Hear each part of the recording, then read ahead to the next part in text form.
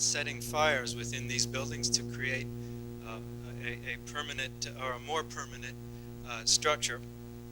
His work, he's also worked with ice, the opposite of that. His work has been displayed in the Pompidou Center in Paris, and he has another book being published soon.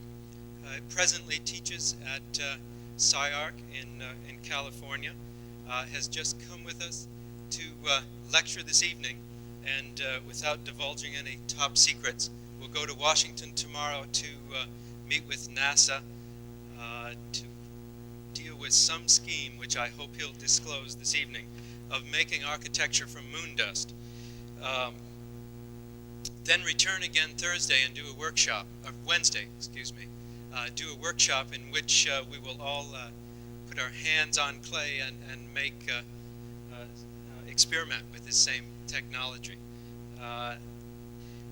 Another thing that I'd like to do this evening is pass out sheets of paper in which you can record your name, address, and telephone number, and become part of a network that spreads this low technology throughout this country.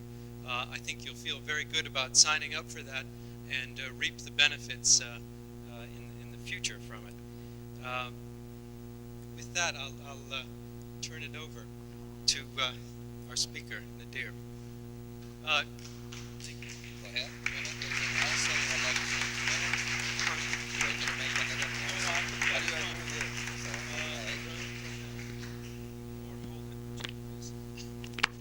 Is that better?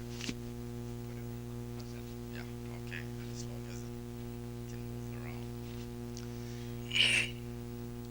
Good evening.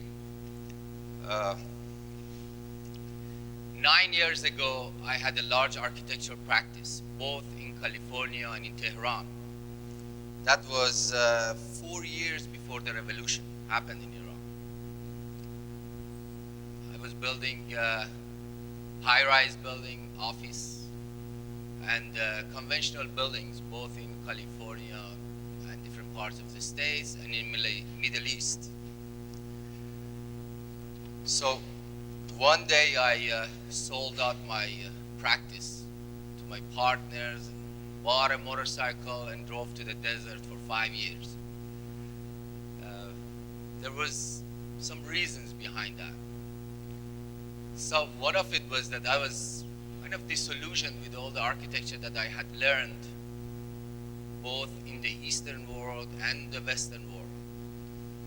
Another reason was, which was really the strongest reason, was I had a dream and I wanted to follow that dream. A dream that had come to me as an inspiration many years before that, 14 years ago. And it was just time to quit and go after it, to really find out if I was serious or not. Unfortunately, it was the right time, because 3 years before revolution was the right time to break away from everything and go out in the villages and desert and work. So when the revolutions happened in Iran, I was one of the very, very few who continued and who was not jailed or hung or ran away, because I was completely out of the picture of the architectural work. And I was carrying on my work with the villagers in the desert, and I continued. During the Shah, into the 3 years into the revolution, staying away from politics completely and carrying on this work. I was more or less haunted, and I couldn't just leave it alone, as I will share it with you. One day, when I was running this large architectural work office, and it was really a rat race that I was in it, I took my little boy, who was 4.5 years old, into a park across the street where we lived. And he started playing around with other kids. And their game started becoming a race, a match around the path in the park. And of course, parents, they were all encouraging the kids to run into the race. And my boy was the littlest, so every time he came out last. The fourth time around, he came out while he was crying. He said, Baba, Baba, I want to race alone. I couldn't understand, how can you race alone? It was his exact words. Then it dawned on me, well, why not? So I let everybody go, and then I drew a line for him, and I counted 1, 2, 3, go, and he went. This time he came out even later than usual. But he brought a flower. Next time he went, he came out from a different path, and he brought a yellow leaf. He was really enjoying his race. And I noticed that every time he came out first. So this became the title of my book, Racing Alone. It's exactly that episode. And it had quite an effect on me, being an architect. I was doing nothing but fighting all the clients in the Middle East and in California, collecting fees, paying architects, paying draftsmen, paying secretaries. So I was really nothing but an administrator in my practice. And I was in that race just to keep up. Then I decided, no, that wasn't for me. So I bought a motorcycle and went after this thought, this dream. The dream was very simple. For many years I had worked on the low-cost housing for people of the world. Precast concrete. We built some in Oakland near San Francisco. And many large scale post-tension, pre-stress concrete and steel, different products for the low-cost housing. And I thought that would be a solution for the third world, especially. As my trip took me to different parts of the world, I found out there are good 80% of the people of the world don't even know who really architects are. They have no way to get an architect or engineer or even building material to build themselves a shelter. So what I had learned on construction systems was not really the answer to the meaning that I was searching. The only material available to everybody in the world were the 4 elements: earth, water, air, and fire. And those 4 elements began to have a new meaning for me when I went in the search, racing alone, because now I was not performing anymore. I believe in competition. It's not that I say, everybody should drop out of competition. No, competition is valid. But to me, there is a higher plateau that a human can start from that. Beating the next person or next group is valid in certain times. But when it gets to a deeper essence in life, I think the achievement or following your dreams have much more to give you, to gain. The quest that we can follow could be much more meaningful. And it's amazing how much struggle we will put up just to reach for our quest. This is what really was the work behind, the philosophy behind my work. And I went just to do that, trying to create shelters, possibly for people of the world, or at least a small group that I was familiar with their architecture, out of the elements that was available to everyone. The idea that I was inspired with was very simple. What if we built building out of earth and set it on fire? Maybe it becomes a strong structure, fused earth. What if we glaze this house, sculpt it, like ceramic glazing?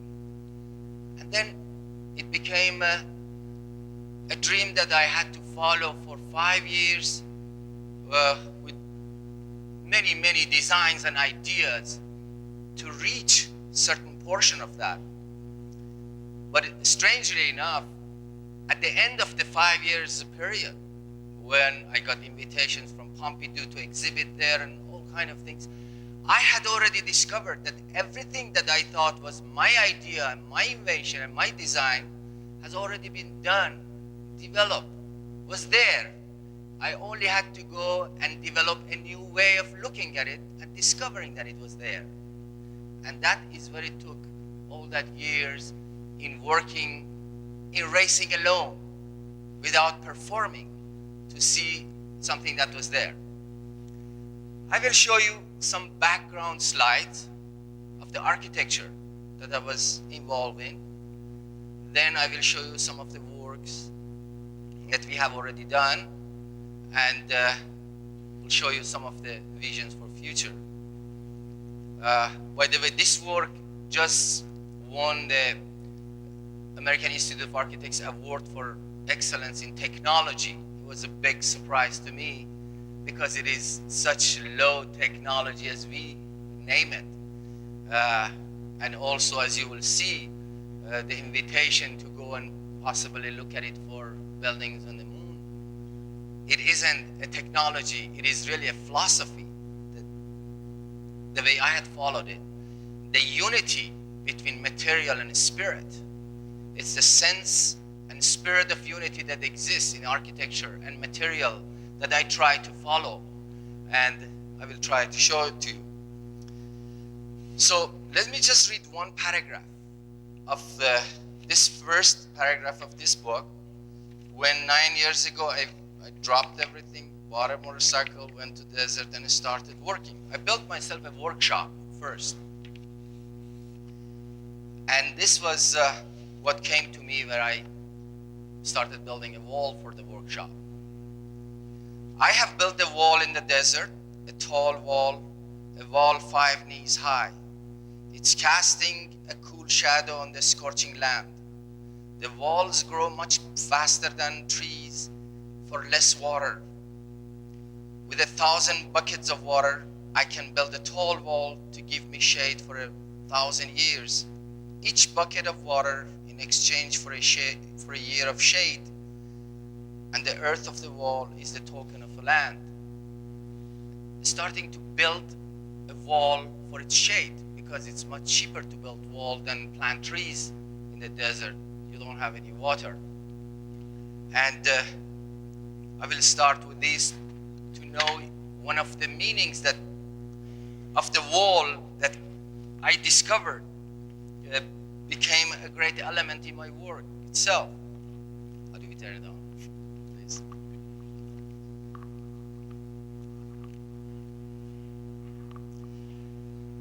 Okay, here I'll show you some of the work that, just a couple of slides of the type of earth architecture you're familiar with. To the left is the Taos Pueblo. American Indians built over 1,000 years ago. To the right is one of the thousands of the villages and towns in Middle East, especially in Iran, that is built with earth alone. Both of these were developed in two parts of the world, completely unknown to each other, but grew up with the same philosophy, very, very close to each other, that checks in by today's standards for passive cooling and heating systems that we know of. To the left, they had the trees, so they cut them and built flat roofs. Over there to the right, there were hardly any trees, so they learned how to build vaults and domes. Wind catchers, how to cool the building for its entire life with wind, how to warm it with sun. Pueblo Indians discovered also the domes, but for bread ovens. They kept it as a utility element. Here, one of the greatest inventions that came about into history was learning how to build a dome with the small pieces of rocks or adobes. Once human discovered the secrets of leaning arches that I will show you, and then you will learn also in the workshops, then it continued completely in a new directions.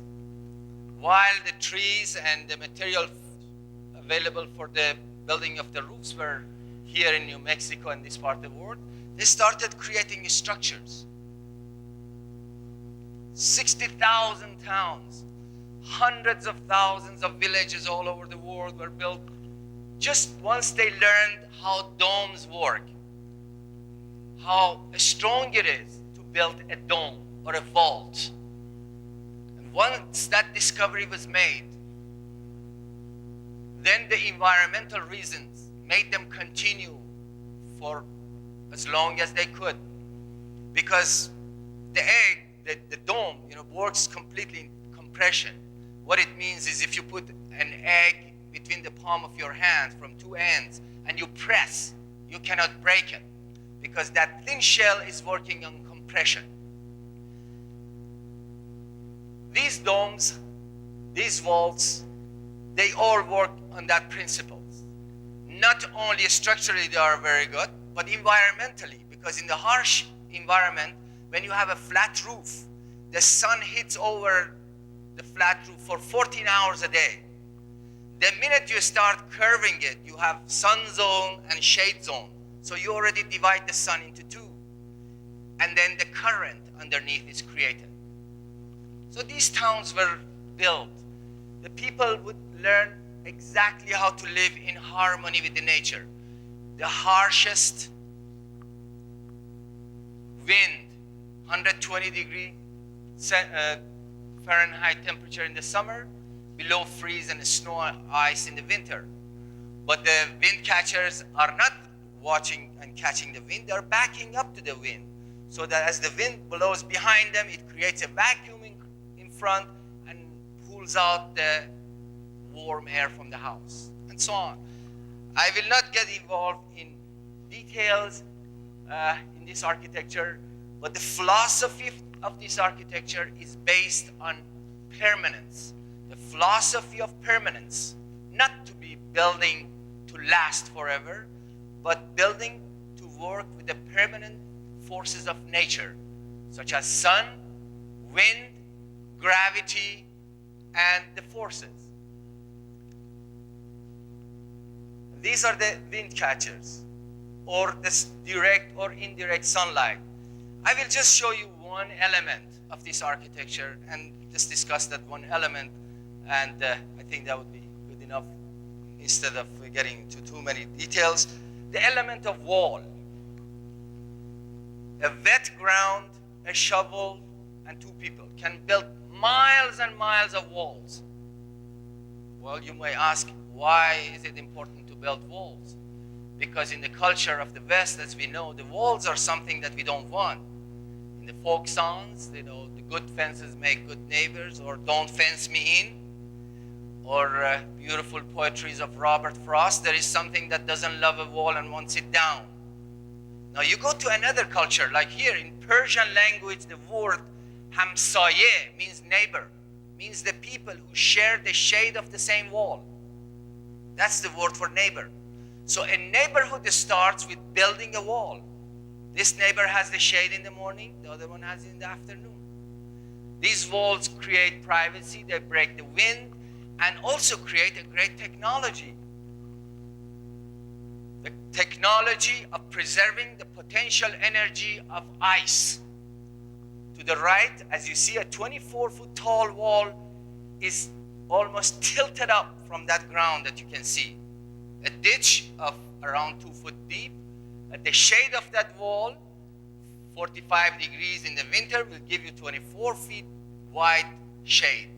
So in the winter, you fill this pit with water. Every night, you get a layer of ice, thin layers. And then next day or 2 days later, you pull these layers under each other. So you have blocks of ice, free ice. And then you connect, you put these over these pits and into the ground. What it means is you have thousands of tons of free snow and ice that you save from winter to summer. You know, heat is very cheap to create. You set a piece of wood and you have the heat. But cold or ice is a very expensive type of energy because you have to use fuel to make electricity and then machinery, use electricity in the machinery to get cold air or ice. If we could preserve the ice or winter from one season to others, as we know in this country, the ice houses were there, but in larger scales like these, Then we have enough ice for refrigerations, for cold house storages, and cooling of the buildings, recycling the potential energy of ice. But that by itself, to show you the prototypes and how it works, will take a couple of hours lecture by itself. But I want to show you, this is the name, this is the meaning of the wall again. The wall itself has a meaning. It has created an architecture. Like the word earth. In this culture, as we know, earth is called most of the time dirt. Dirt is something filthy. Or soil. Soil also is dirty.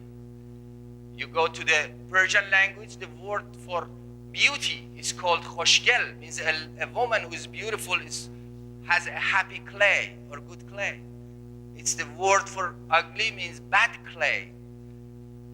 So when you are born, you are born from clay. When you are dying, in many of the cultures, the clay or earth is the last thing that you taste.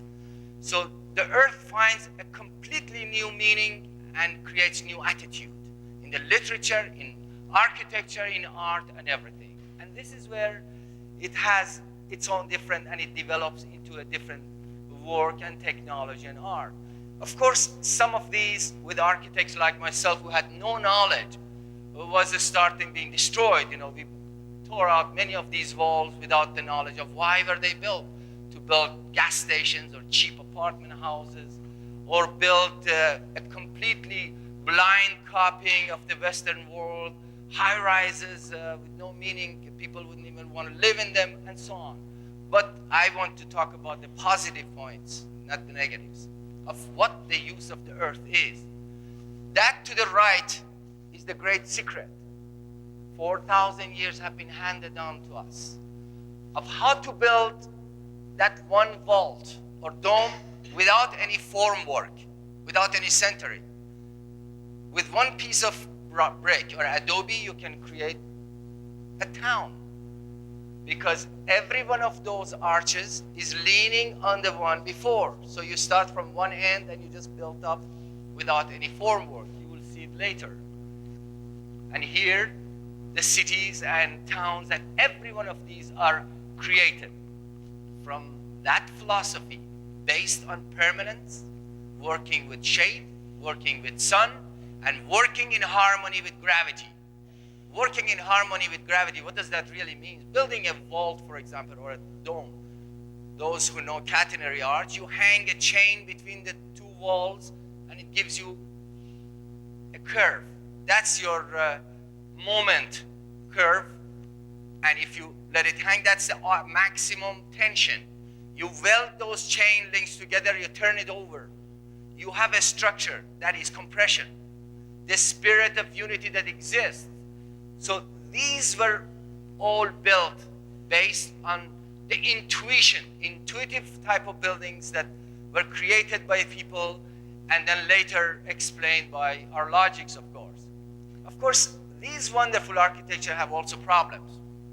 It isn't that it's ideal. It is ideal for the rest of the world maybe, but it has problems. Problems like a very large earthquakes.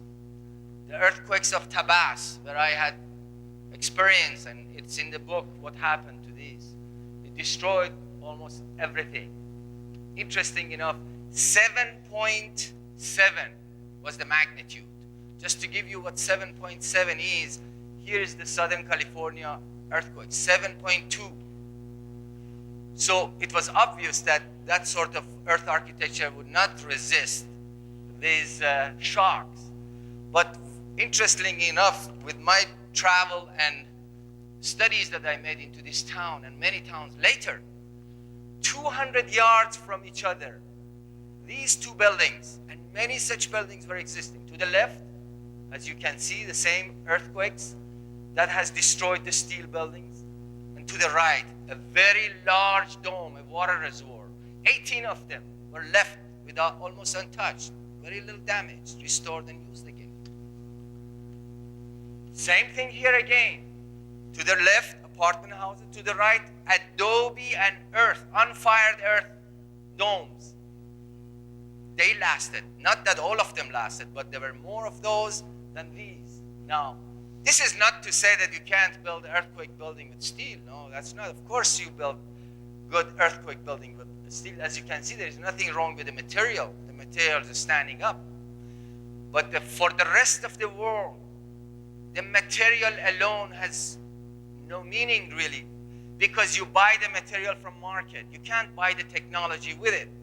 The welder, the engineer, the designer, the supervisors, none of those exist. So you go and buy a piece of material, you think you've got an earthquake-proof building. You set it up, and you were always worse off than when you started. And these were the problems I saw with the buildings with earth architecture.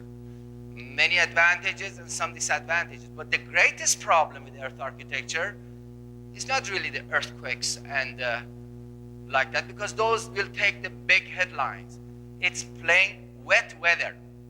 Some snow and rain gets into that strong domes or vaults, and it melts like sugar. It just falls apart. And this is where really my true work started taking place. Now, to me, philosophically, these buildings were not in equilibrium. As far as ecologically was concerned, to me, the earth architecture had the three elements: earth, water, and air. The element of fire was missing. That's why they were not in equilibrium. And with that thoughts and the ideas that I had for building with earth and fire, I started working with these to look at them, to see when the rain washes all these works and bring it down and kills people or does a lot of damage. Maybe now with the introduction of the element of fire, we could make some of that different. So it is respecting for the architecture just the way it was, without changing it, without bringing it possibly a new and partial improvement. And this is where I set out the workshop in the desert to start making these experiments to work. It was a tent and 4 walls, and of course that's the motorcycle, and some of these were the helpers. We were going on and on.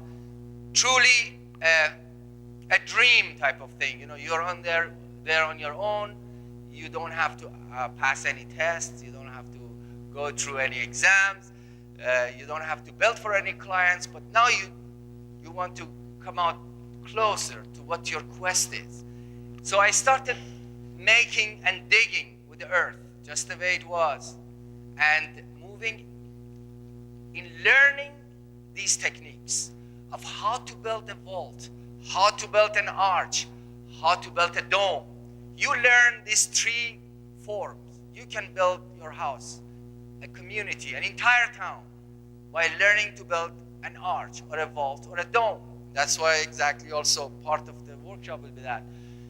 Once you learn that, what it really means is at the end, you walk into an empty land with some water, maybe a shovel and very elementary tools. You can build yourself a house without cutting a single tree or bringing a piece of steel or concrete. And this is the technology that has come to us, and it's available today, and it could be learned, and it should be learned. So I started repeating these works. Possibilities of even moving toward in the future with a prefab system. If we built 1 vault and fire and glaze that ready to move from factory, we could even put it possibly on the sand foundation, so that as a monolithic structure, the earth can move under it and we'll just sit over it, a base isolation type of design. So with these experiments, I continued working. After 2 years of work here, I found out that I was way, way behind the man who was making a bread oven.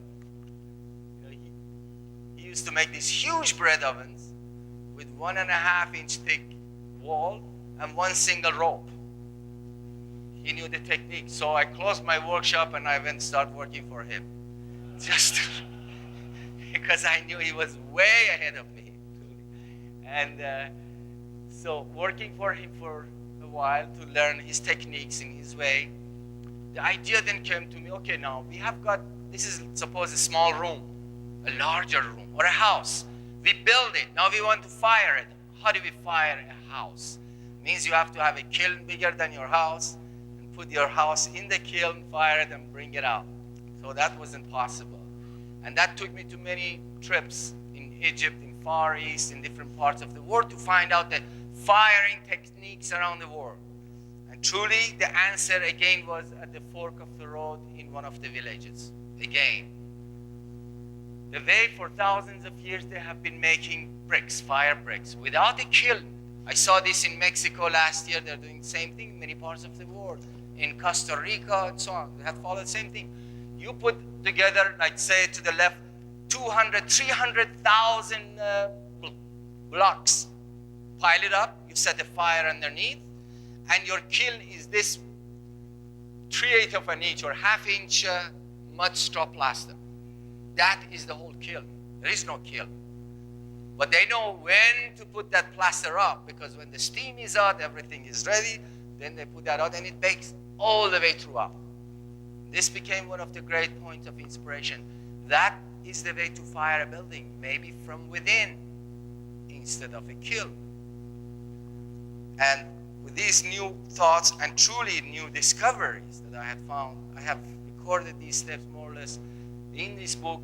I moved on toward work, and this time toward these villages. Okay, now there were thousands of these villages that would fall apart, and they have killed people or destroyed, and everything was great except, because they dug the whole thing right there, except for the melting. And I thought, if we put the fire from within these buildings, maybe the whole thing will turn around. Because, you know, with fire, that characteristic of the earth that melts, it turns 180 degrees around and it becomes the strongest characteristic as a brick.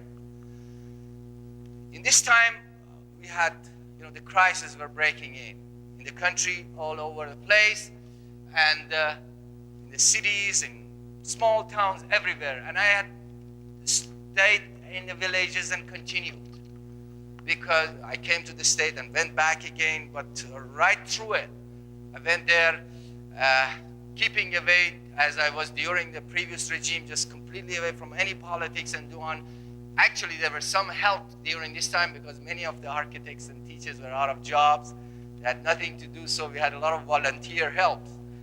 And it was good until the time that you could really take the problem and it wouldn't be bogging you down. We went to a village. 65 families used to live in this village. There were only 12 left. Most of them, they either had been left, or some of them were killed because of that cave-in. And we went to one of the villagers' house. We said, let's put this theory to work. We asked them if we could bake one of their houses. And of course, we said, what do you mean bake our houses? And it was very difficult to convince, of course, until you will see a minute later how they were convinced. So we took one of the houses, took out the doors and windows, and put out a couple of barrels of oil on top, put out a very elementary type of gravity flow firing system right up there. It flows down. There is a homemade torch underneath, and you put right into the buildings, and you fire the buildings. And it's interesting. The minute the man started walling up the window, a new thought came to me. Again, it was a great discovery at that moment. He had put it up, and I asked him to tear it down, because I had no idea. The whole house had become a kiln.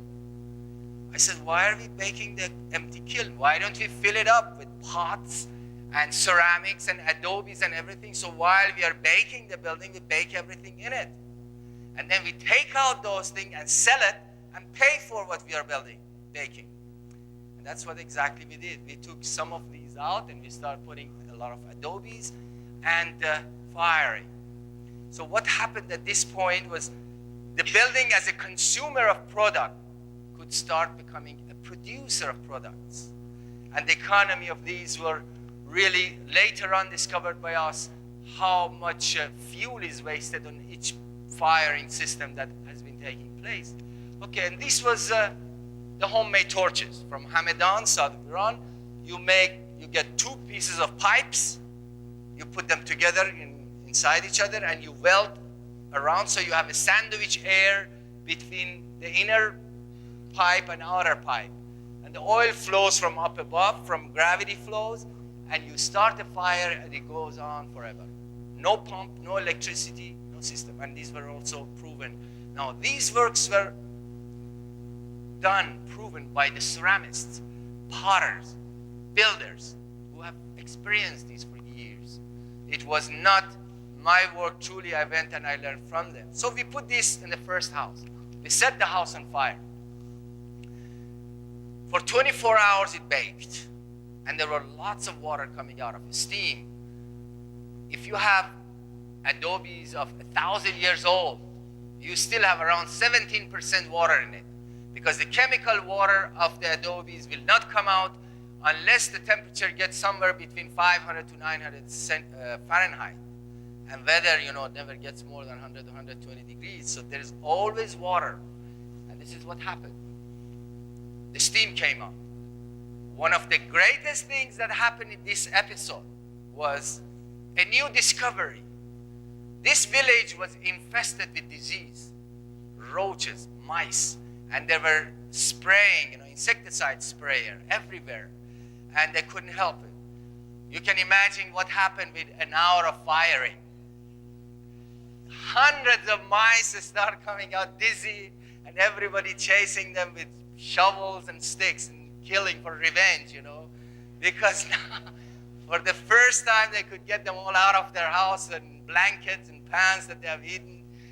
So the people came and started hugging and kissing us, not for our architecture. I think don't misunderstand that.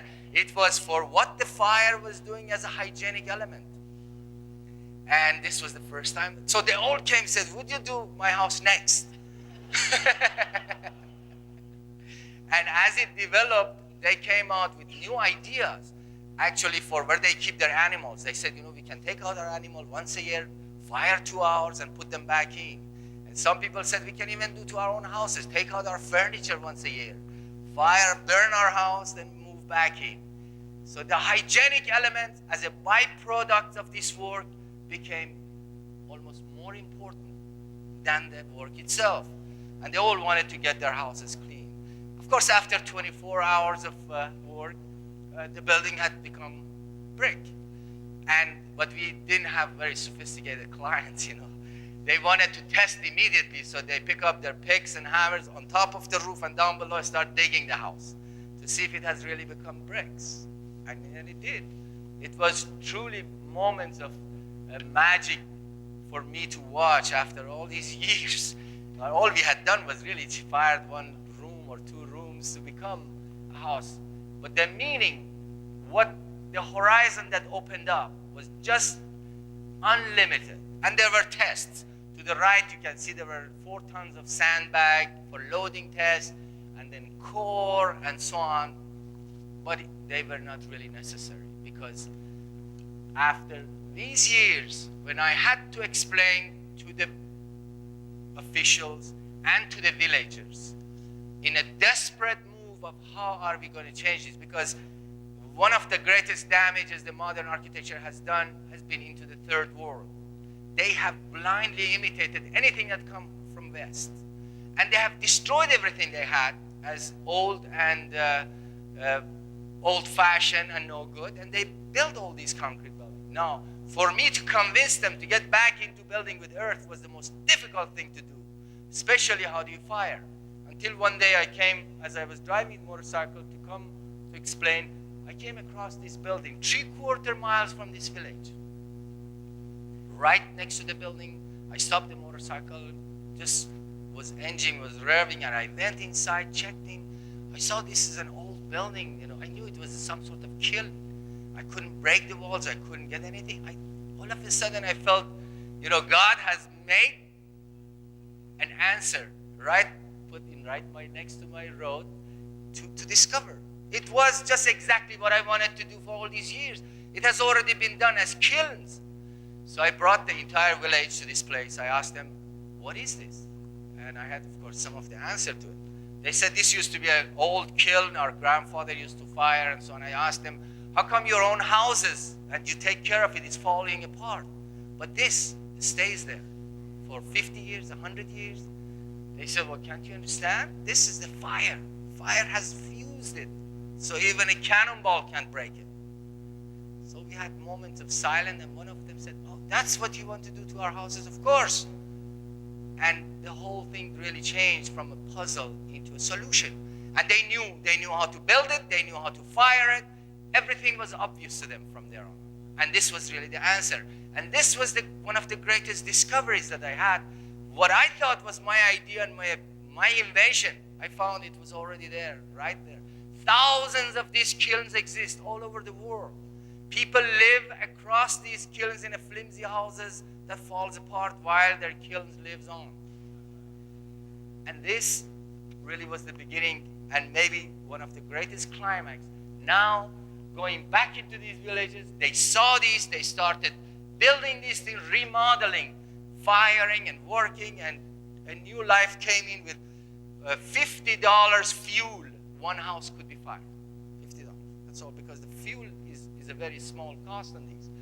And of course, in this part of the world, we didn't have, AIA awards or anything, but this man, immediately after he strengthened his house, he got married, and he invited all of us to the place, and it was really a great reward. And the greatest reward came the first night when it rained, and I was away.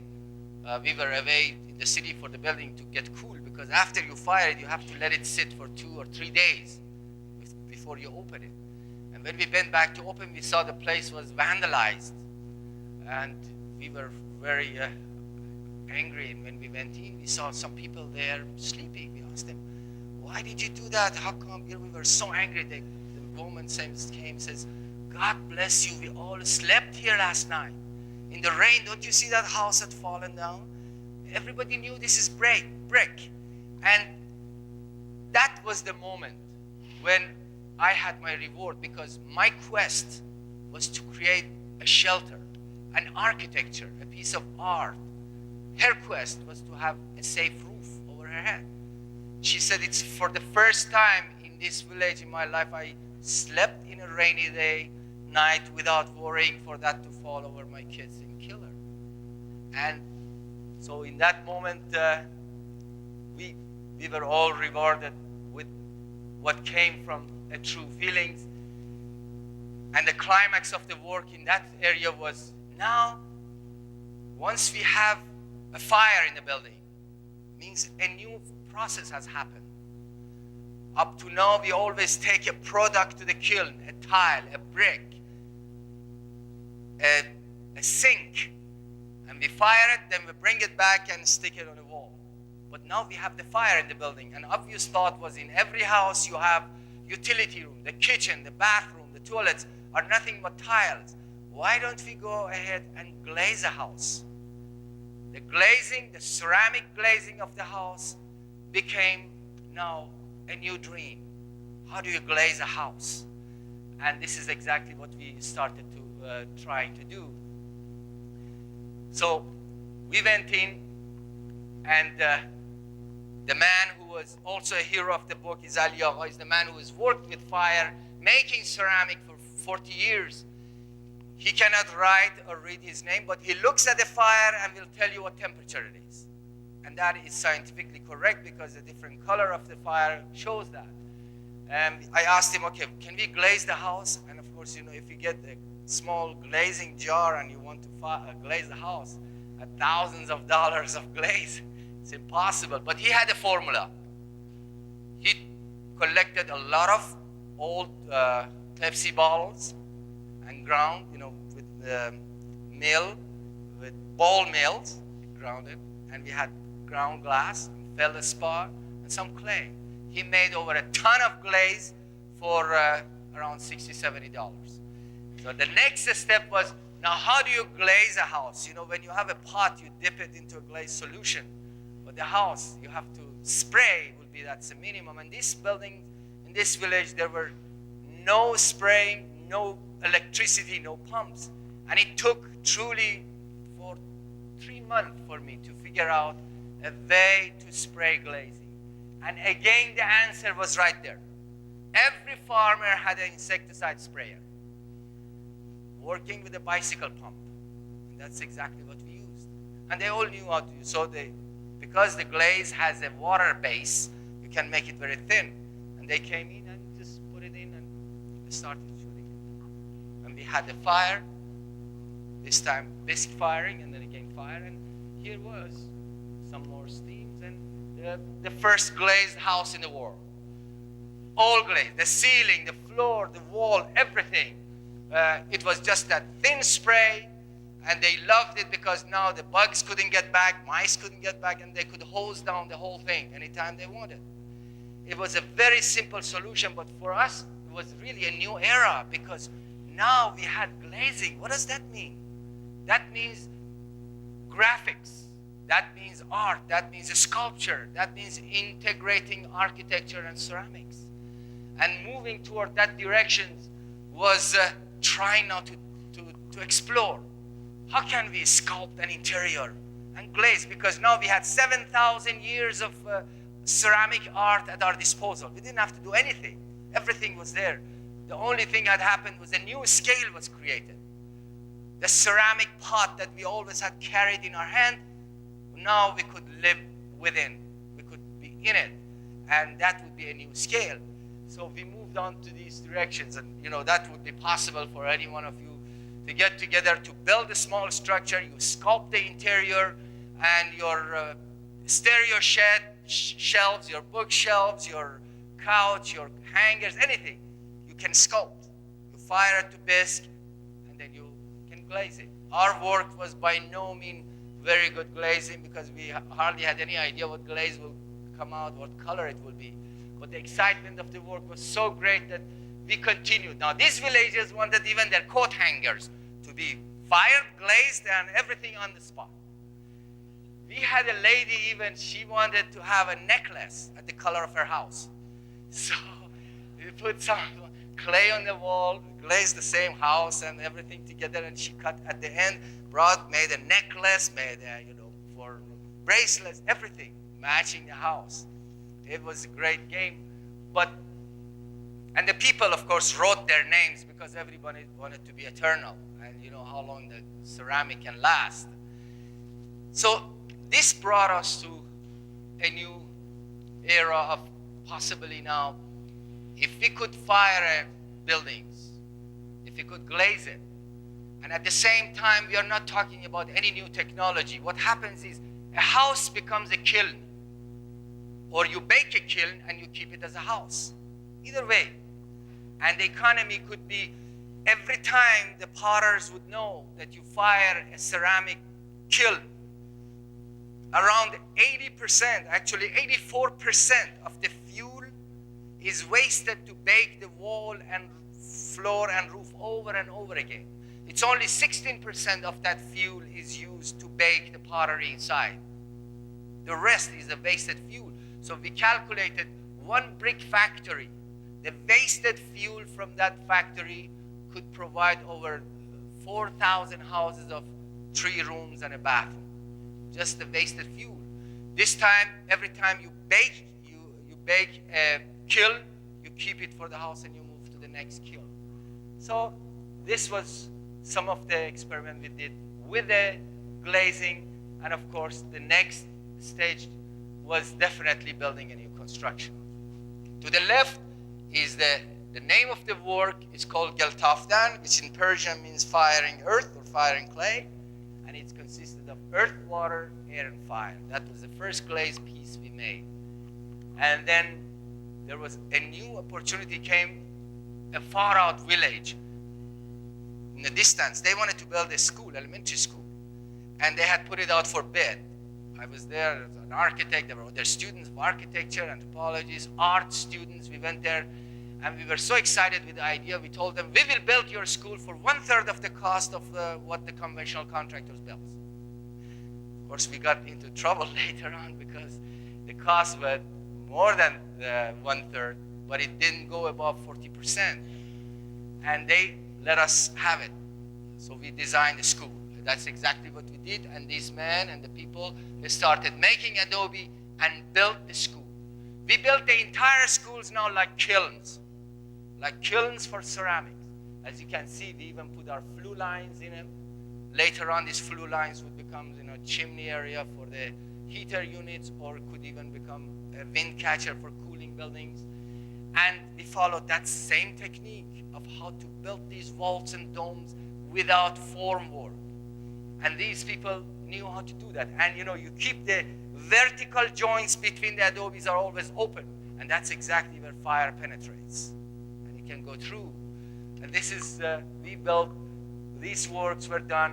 By the way, I designed the school for, it took me several weeks or months to do it. And when I went to the site, I asked the mason. He couldn't read, of course, the blueprint. So we had a lot of problems. I had to draw on the ground. And then as I was drawing, he put some note on a little piece of paper he had. And he put that little piece of paper in his pocket, and he built the entire school. Later, we had to give a lot of working drawings and everything to the municipality. But he really didn't look at any of these that we had. We were learning from him, truly. They were not learning from us, except for the new idea. Because in this village, we did exactly the same thing. We went to them, we said, we want to build something with Adobe. They said, no, that's old stuff. We don't want them. We asked them, is there any kiln around here? They said, yeah, there's one right there. So they knew there is a puzzle, and we took the entire village. The same questions. How come this kiln hasn't fallen? How come your building falls? The same answer. Because of the fire. And they thought this was a new idea, a new way, and they started building this. And the mason agreed to build this building for 1/3 of the cost of what he was building conventionally. And that's when we went and we asked him to do it. And this is the secret of leaning arches. So he builds, you see, from that end, one classroom in 1.5 days, he roofs. I mean, it's magical to see. Some will look at that in the workshop. I have a video. You will see the way he places these adobes without form. Very fast. He built this entire school with that one piece of plank under his foot and 2 ladders. He would adjust lower for the shallower arch. He would push it a little higher. His arm would be a larger and taller vaults and domes. And as you can see, once you lean this arch on the row before, it won't fall. So you can build entire structure this way without any without any formwork or centering. Or building to the right, you can see building a wall. The same thing. You build a straight wall, you put 2-3 of the blocks like that, and you pitch the other ones over it, and you have a curved wall immediately without any formwork. And this is what he has done. Or building even a doorway, an arch. You can make forms. Of course, as an architect, I asked them to make a form so they all they look alike. But here is how they showed me. They said, no, the earth should be its own structure. It should be its own formwork. It should create its own beauty. And you should not really bring other things into it. So you see, you stack these adobes here. You make your arch. You just take out these adobes and you have your archways. And for us, it was taking those out after firing. And even building a dome is even simpler. You build 4 walls, and you start in one corner with 1 block, 45-degree angle like that. You put some mud over it, you put 2 blocks. Some more mortar, 3 blocks. You see over there? Your dome already is created from 4 sides. Leaning arches, the secrets that have come to us. And this is what we can continue building. Any type of self-help, in high tech or low tech, it doesn't matter. But this is existing, and we'll take that anywhere we can go. You see from inside, this is the way you start 4 sides of the domes, and you build the domes over it. And it takes some practice. Here, to the left, you can see where I'm standing is your material. You make the blocks, you stack them up, and you build your entire structure without cutting a single piece of tree, without bringing cement or steel or anything. And as an architect, I asked them to make me a form here, as you see to the left, because I wanted all these openings to be equal, because I had to order windows and doors, and they had to be all even because it would have been difficult. But this was basically the structure. The entire building was built, was 10 classroom buildings, 120,000 blocks. One father and son and 2 helpers made the blocks, and the mason was just 1 month behind the people who were making Adobe. So, I mean, that was for you a CPM they had already worked out. Just 1 month. On the 13th day, after 21st of the March, they would only start because they knew it would rain before that. And then he would take 1 month lead, and the other one comes in and builds. And then firing was the same techniques. This time we used the hand pump to work that, and of course the firing of the buildings. It was to the left. You can see this is a homemade torch that 2 weeks ago I was in Amarillo, Texas. They had come to one of the workshops, and they've gone there and they made their own torch right there. They were welding it, and I went there. They tested it, and they had already built the domes after workshops. One in in Ojai. People are testing, working on these things as a new move, because now the element of fire have come to it. Of course, the one to the left, you block the windows or doors for the firing, but this was to take picture. And to the right, as you can see, the entire arcade of the school is being fired at the same time. So what it means is it's a long kiln. You fire it, it penetrates. And then you bake bricks or tiles inside. If you want to cover it even outside, you can do that. And learning process. Now those to the right are really doing their thesis, sitting at all night, 24 hours watching the fire, reporting how many liter per minute, per hours, what temperature it rises. And of course the mason and the man who was doing the firing, he couldn't come anymore to our work here. And he was telling us the temperature. And I came to Los Angeles once and I bought a thermocouple. It's a thermostat. I went back to check to see if he's really telling the truth for those temperatures that he was telling me, the fire of the color of the fire. And he was very close, very close. So instead of using his techniques of looking at the fire, saying what temperature, because we were not knowledgeable, so we bought an instrument, check it in every time to see what temperature it was, and people learned to build these. And then the control system, a couple of faucets, and to the left you see that homemade torch is shooting the fire from the window of the rooms into the room. That's the kiln. And the breathtaking views for 12 hours when the steam comes out of those buildings, because you have now tons of water that has to come out. And we were doing this in the freezing weather. It was actually frozen in the grounds, but we were on the roofs. The students and ourselves, we were lying on top of the roof and watching the stars, because there was a heat blanket under us, very hot. Of course, you couldn't lie very long, but it was wonderful to really experience that. And after 24 hours or 30 hours of steam out, we had wonderful experience. Again, the things we learned from villagers. This time, the villagers had a lot of hard time to find any fuel in the winter to cook. One day I saw this lady with 2 girls came with a big pot of potatoes. She said, "Could you cook this for me on the top of your roof?" I never thought about that. We said, "Well, sure, why not?" We took it out, next to this flue line. We had 1500-degree temperature. Beets and potatoes, everything cooked in 10, 15 minutes. So all of us had our breakfast, lunch, everybody was cooking on the roof, because now we were using a new use of the energy, again, without letting it waste. And of course, after the firing was done, the building had changed into brick. The mortar had become bricks, the adobe had become bricks, and the amount of fire penetration depends on how many hours you keep. You can go 4-inch, 8-inch, 6-inch, whatever, to fire, create a shell all the way through, or partial through if you want to keep the more insulation outside. And people who would come there would really cut a piece and take as a souvenir, because they would go to the next room and they could scratch, break a piece, and then they had to come to this room and take a hammer, sledgehammer, to be able to break. It was, kind of big things for us, for everybody to test it that way. So they wanted to plaster these buildings as they were required for some of their educational systems.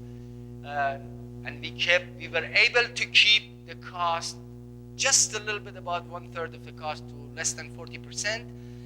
One of the main reasons was because this was a single trade type of buildings. Means there were no concrete worker, steel worker, carpenter, and finish workers. A mason could do the entire things, build and plaster and so on. So the cost was down, and material was locally available. We had 94% of the budget was spent on labor, that was the wages and the material, and there were 6% of the money spent on electric wires and pipes that was bought from the city. The rest was spent locally and built locally and was used. And some of these old villages also started to use to firing their old buildings, and the building was very simple for that sort of money. Actually, the video that they came and they made was more expensive than the cost of the school itself. But what happened to this school as bare bone arches and vaults and domes? The beauty, really, the aesthetics was what the sun and the wind was doing. The wind oriented, so it would be very cool in the summer, and the sun oriented, and so on. And very simple structures, some of them plaster outside, and some were fired inside and outside, and these were sent later. But one of the biggest difference between the adobe buildings of that part of the world and what we know in this country, in this hemisphere, is scale. What is the most important part of it is that women and children and older people participate, because it's a small scale. They all can participate in the construction and bringing and buildings. And this is, I think, one of the reasons that this sort of flexibility exists also in that part of the world. It's a scale of the block itself. And as you can see to the right, we had let me show you one more on this. Doesn't go back. But anyway, this building were built for what we set out to do. But that was really not the end of our showing what we were going to do, because now we were following a new philosophy.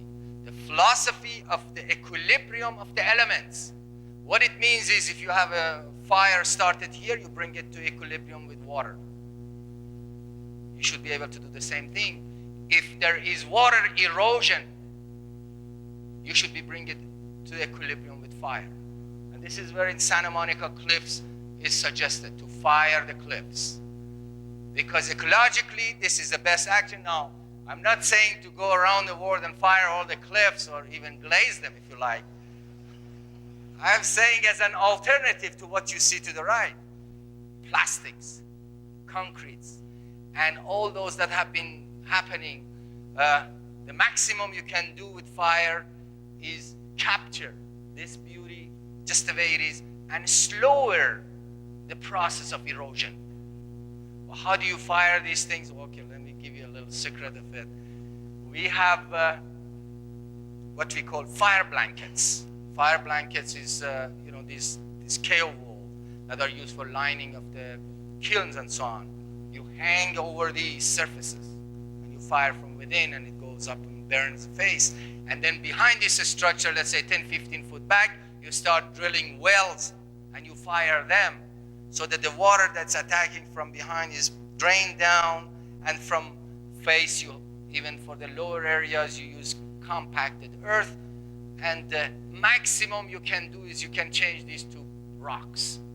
And that we know the rocks are not, they have cracks, and the vegetation can grow, and so on. As we were showing, we were invited by the Santa Monica City Hall. We gave them presentation, and they thought it makes great sense, because this is what was happening to the left. Spraying or plastics that would with no vegetation growth and so on. So using the fire, this time for new purpose, working it with the possibly setting out for new uses. One of the greatest inspirations of this work have come to me because of the volcanoes. Volcanoes have not been really disasters to me. They have been giving us message loud and clear for millions of years, belching out molten earth and making caves, tunnels. As we know, the craters of the moon, 4 or 5 miles of lava tubes. And many structures are created, beautiful finishes with these lavas. And these lavas are just that earth and fire. So some of my students are working on proposals even for Hawaii, for those volcanic mountains that flow. Millions of cubic yards of lavas are going to waste. Imagine ahead of time, before you know that if you cast these rooms in sand and let the flow of lava over them go as much as it wants, and then you just dig out the sand from underneath, you've got all these free structures. It isn't that you can just work as a dream. No, you're using the principles of formations by magma lava flow. And that is one of the proposals that we have given to build on lunar surface.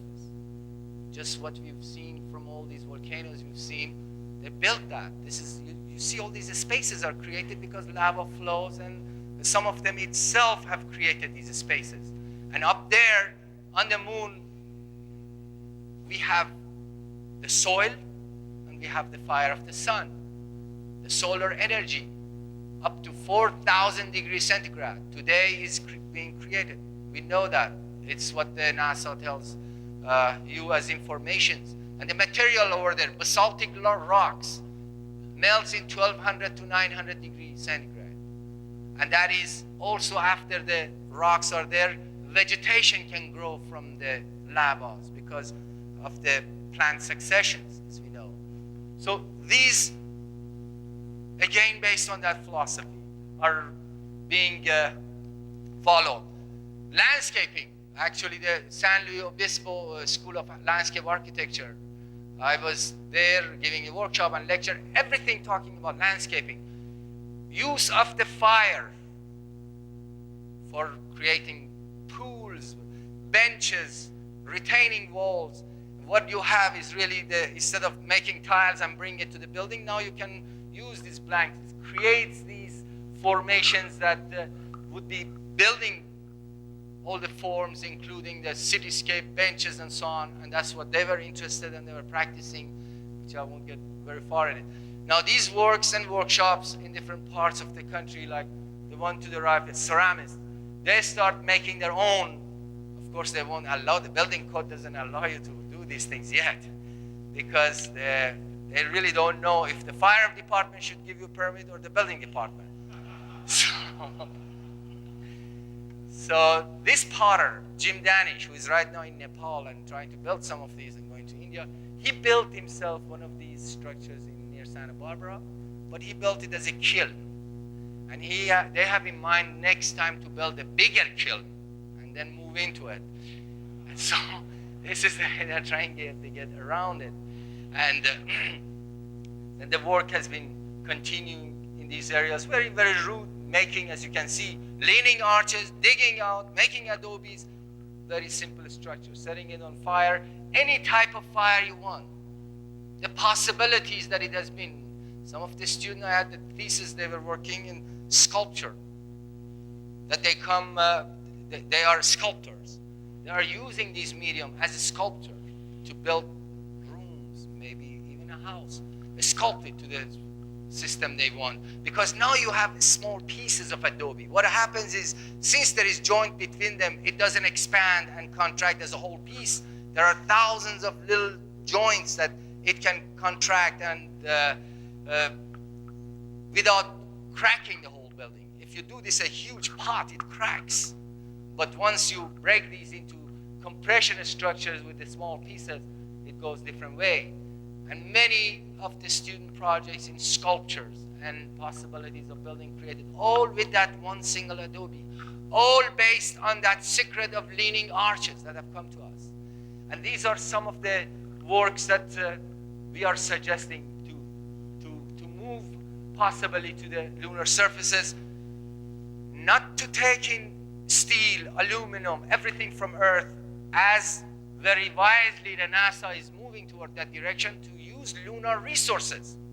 And that is the correct way of doing it. And lunar resources here, as we know, the architects, we can say that the architects and builders have done nothing but fighting against gravity throughout history. On the moon, we only have 1/6 of the gravity of the Earth. So we've got 6 times as much chance over there to build bigger buildings with these simple systems. Again, leaning arches, corbelling, the same techniques that have been developed throughout history, in addition to high tech that will go with it, of course, because now up there you will have the focused sunlight that are done by the concentrated mirrors and so on, and they use these for generating such heat. But the techniques are saying working with gravity, making arches and vaults and domes, and using these, and possibly even one of the suggestions that was put into it is creating dynamic casting on the moon. That means a big potter's wheel that create centrifugal force that you can cast basalt in it, as we know. And even that could be done for the space, to create space pots possibly, or ceramic pots of that sort. What it means is the basic principles of nature really you follow, and it's universal. Anywhere you go in the world, it makes no difference. You use 1, 2, or the 4 elements, or any of them, and start building. These are some of the students' lava formation, magma formation, just melting of the soil and creating structures. And all of these following a new element of fire, and working with the philosophy of permanence. What it really means is we take accumulated knowledge of human throughout history, we bring it here now, use our new technology, integrate it with art and with technology and tradition, so that not only we have been respectful to the traditions, but that we have learned to use our technology and work with the permanence forces of nature, the wind, the sun, the gravity, the principles that will hold true everywhere in the universe.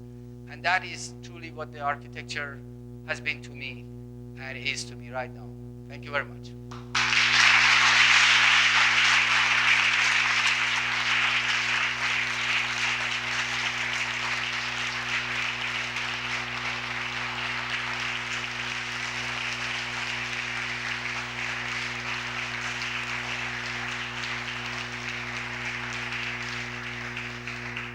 Thank you very much.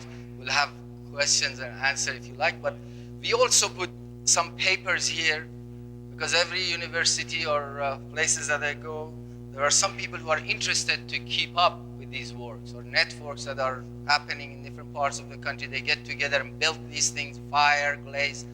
If you are interested, please write your name and address there.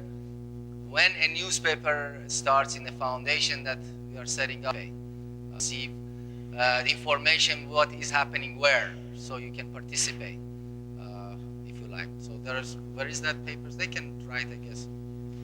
Is it outside, the papers? Set it up outside the door. Okay, anyway. And then happy to. After tomorrow there is a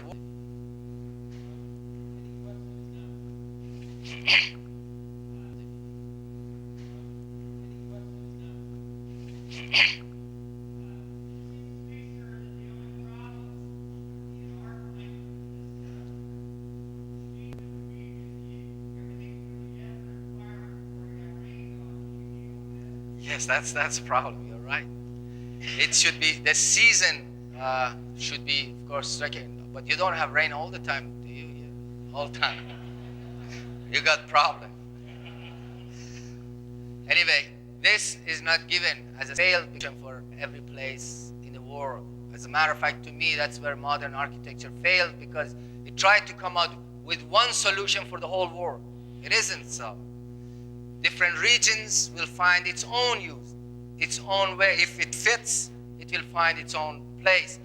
But once you have it fired, it stands and it's fired, and it has to be protected. And you should. And Scandinavian countries, where I gave this talk, I was invited in North Dakota, and they came in, architects came in, they said, well, in North Dakota, and they came in, architects came in, they said, well, in Scandinavia, we have earth buildings all the time. And they have all the rain and snow. They knew how to protect it before building it. Or if you learn the technique of how to protect with mud, that is, I'll give you a simple detail of how you can do that with mud and straw, clay and straw. And this has been done for thousands of years.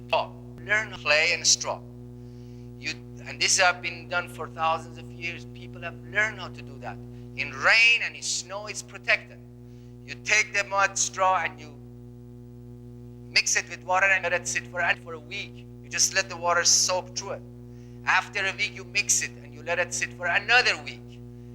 Lactic acid gets produced. And then after that, you start, and nothing can penetrate. If you know some of the industrial products that we buy for the panels, waterproofing panels, what are they called? Yes, it's waterproofing panels. What are they called? Yes, it's 90% clay, but you buy it in square footage. It's clay, because clay, once it soaks enough water to swell, it won't let water through anymore. That's why you want to know where the clays are. We will discuss in the workshop. As you drive by any place, you see a lot of puddle of water. There's clay, because water can't go down. And if you are in a dry country, you drive through an area, if there is a lot of dust behind you, that's clay, because it's the finest particles there is. And very simple test you can discover. And I see so many brick building here. It means there is lots of clay around here. And I think there is a good chance of doing it maybe during it takes 2 weeks to dry out before you can build it, and 2 weeks before you can fire it. So if you can do it during that period.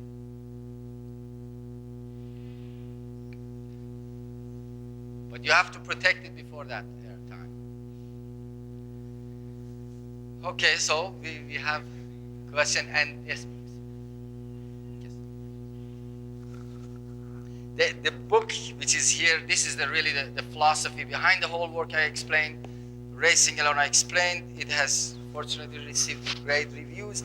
But the next book is called Ceramic Houses. And that's how to do build book that comes out by Harper and Row again next spring.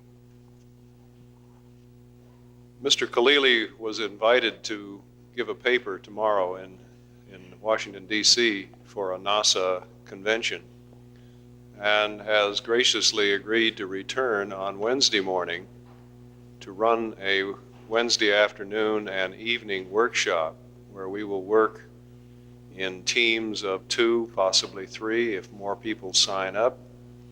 Each of you will get 25 pounds of clay, which we are bringing in tomorrow, and we'll be having, I think, a very interesting session with him on Wednesday afternoon and evening. We have had a reasonable response to the advertisement around the building, but we could use some more participants if you wish to sign up. We can take probably around 14 to 20 more people. We could go even probably higher than that if you're interested in coming. It does cost $4 per person, and we can take some reservations tonight or tomorrow. We'll continue in the architecture and landscape architecture offices. So if you still want to sign up tomorrow morning, we will need to try to get a handle on the numbers. We'll set it up, though, for somewhere around 24 teams, I think is the way we worked it. We have 600 pounds of clay coming in. So we'll set it up that way, and we'll have 2 or 3 people. but it will cost $4 to participate. We will run the workshop out in the atrium here on the first floor Wednesday afternoon at 1 o'clock. You're certainly welcome to be sightseers and stand around the periphery if you do not wish to participate, but we hope you will feel free to come in, but we will ask you to please, as the others who have already donated their $4, we will ask you to donate your $4 if you intend to come in and be a part of the workshop. That will last into the evening after dinner, so we'll run from 1 until 5, and then from 7 until 10 o'clock or so. The student chapters of architecture and landscape architecture will host a small reception following the workshop Wednesday evening for Mr. Khalili. So we would like you to join in on that, and there'll be an announcement out on that tomorrow. I would also like to ask if there would be a volunteer who could pick up Mr. Khalili at the airport on Wednesday morning. We're looking primarily for a grad student, but we could use others, and we'll work that out through the LA office or the architecture office. I also need hopefully 3 students who can work as volunteers tomorrow evening with a graduate student in the art department to help us mix clay. The reward is you get an entry to the workshop free. How's that? Would you please see me if there's anyone interested in assisting in that? We really need your help, and we would really appreciate 3 people to work with us tomorrow evening. In addition, Mr. Khalili is looking for 2 assistants who might have some experience.